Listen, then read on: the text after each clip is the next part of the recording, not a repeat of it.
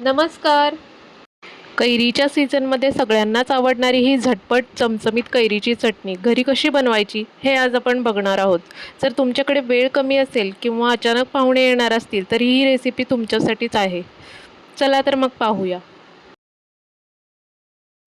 सगळ्यात आधी आपण 2 ते 3 कैऱ्या स्वच्छ धुवून घेतलेल्या आहेत. आता आपण त्याची साल काढून घेणार आहोत. व्यवस्थित साल काढायची आहे.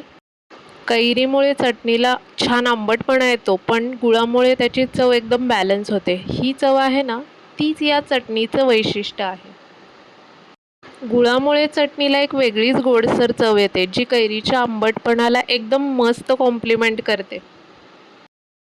साल काढून घेतल्यानंतर आपण त्याचे छोटे छोटे काप करणार आहोत, जेणेकरून मिक्सरमध्ये व्यवस्थित बारीक होईल. जर तुम्हाला मिक्सरमध्ये केलेली चटणी आवडत नसेल तर तुम्ही किसून किंवा मग खलबत्त्यात कुटूनसुद्धा ही चटणी करू शकता. आपण आता एका मिक्सरच्या भांड्यात चिरलेली कैरी घेणार आहोत. कैरीच्या चटणीमध्ये एक गोष्ट खूप महत्त्वाची असते. कैरी किती आंबट आहे त्यानुसार गुळाचं प्रमाण ठरवावं. आता आपण इथे मीडियम साईजचे 2 चिरलेले कांदे घेतले आहेत. मीठ घेतलेलं आहे थोडंसं. त्यानंतर आपण लाल तिखट घालणार आहोत इथे. चिरलेला थोडासा गूळ घालायचा आहे. त्यानंतर आपण भाजलेले शेंगदाणे घालणार आहोत.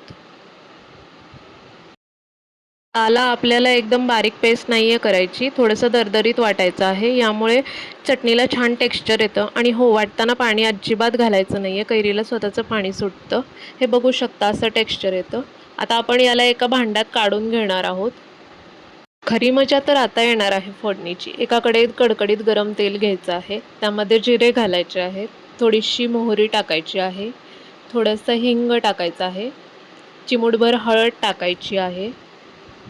ही फोडणी आपल्याला लगेच या कैरीच्या मिश्रणात घालायची आहे. यामुळे चटणीला एक अप्रतिम सुगंध येतो आणि चवही वाढते. ही व्यवस्थित मिक्स करून घ्यायची आहे चटणी फोडणी घातल्यानंतर. त्यानंतर आपण गार्निशिंगसाठी थोडीशी कोथिंबीर टाकणार आहोत त्यात बारीक चिरलेली. आपण मुद्दामून त्यात वरून कोथिंबीर टाकतोय, जेणेकरून त्याला छान टेक्स्चर येईल कोथिंबीरीचं. आता हे मिक्स करून घ्यायचं आहे. तुमची चमचमीत कैरीची चटणी तयार आहे. ही चटणी तुम्हाला गरमागरम भाकरीसोबत, पोळीसोबत किंवा वरण भातासोबतही खाऊ शकता. याची चव अप्रतिम लागते. तुम्ही ही चटणी फ्रीजमध्ये साधारण 5 ते 7 दिवस ठेवू शकता.